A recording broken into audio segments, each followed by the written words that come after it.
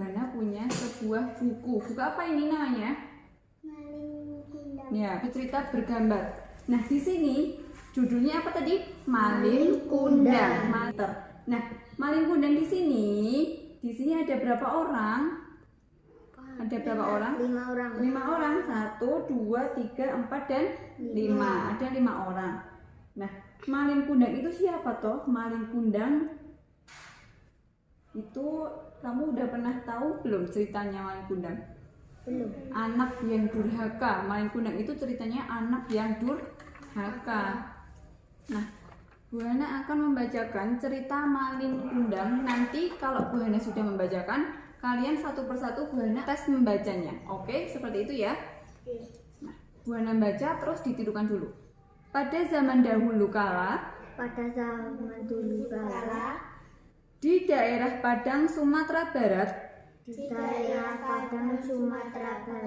tepatnya di perkampungan Air Manis, ada seorang janda perempuan bernama Mande Rubayah. Nah, di sini di gambar ini ada siapa? Ada Mande Rubayah. Ya, dia itu seorang janda.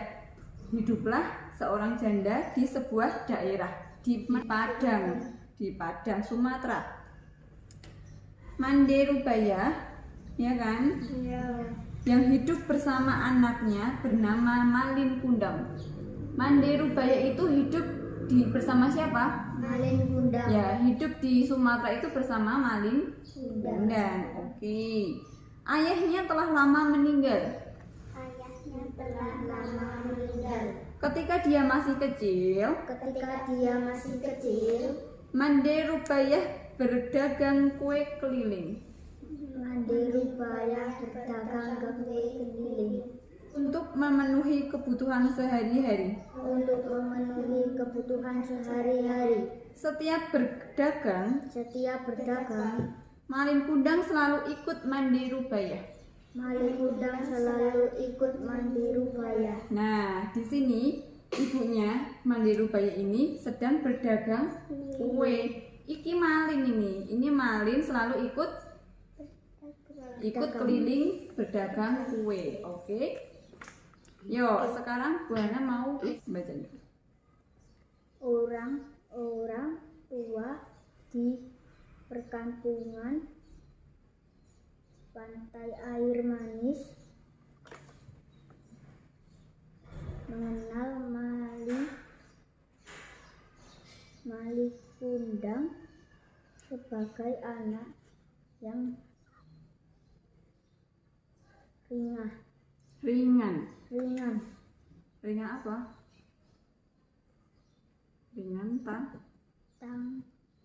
Ringan apa ini? tangan. Terus? Maling Kundang juga dikenal teman-temannya sebagai anak yang baik hati.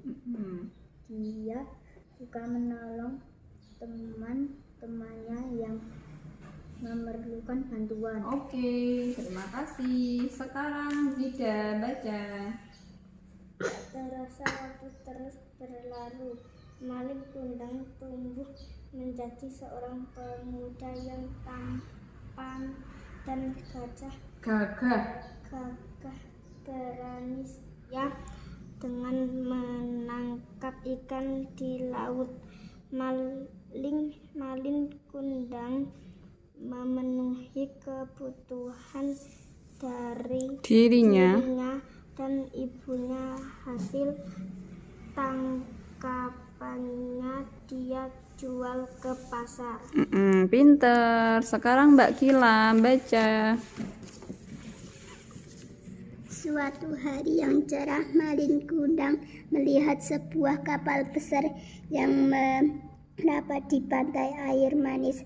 Ada keinginan di dalam hatinya untuk pergi merantau. Dia berniat mengubah nasib dirinya. Maling Kundang segera berlari menuju ke rumah menemui ibunya. Dia pun mengungkapkan keinginannya kepada ibunya. Ibunya pun memberi izin kepada Malin Kundang walaupun dengan berat hati.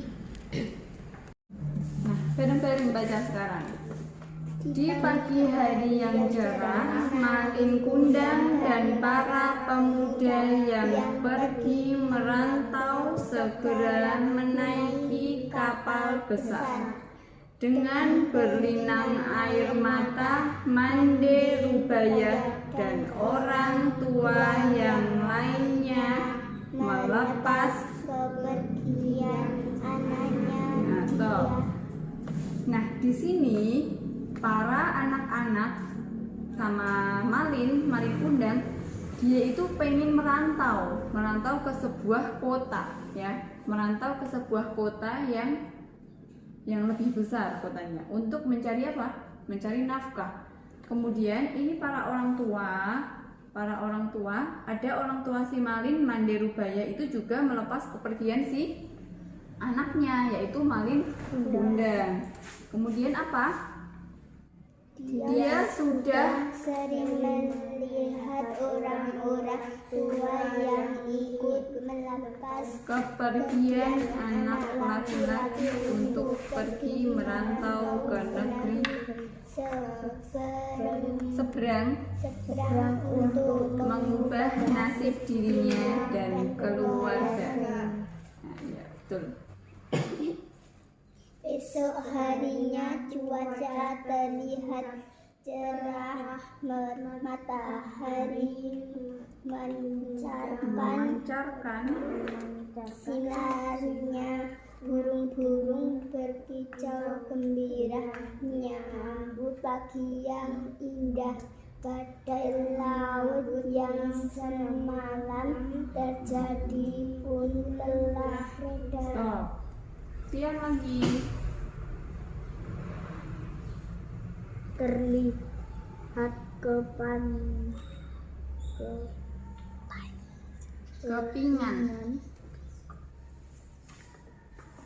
kapal yang telah berubah menjadi batu di sebuah kaki bukit gunung padang. Itulah kapal Malin Kundang. Tiga. Ini.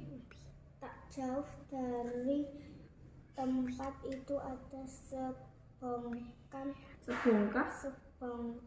batu berbentuk tubuh manusia sedang bersujud. Masyarakat sekitar setempat meyakini bahwa batu itu adalah tubuh Malin Kundang, anak durhaka yang dikutuk oleh ibunya. Ya, sekian cerita Malin Kundang. Ini adalah cerita anak yang durhaka.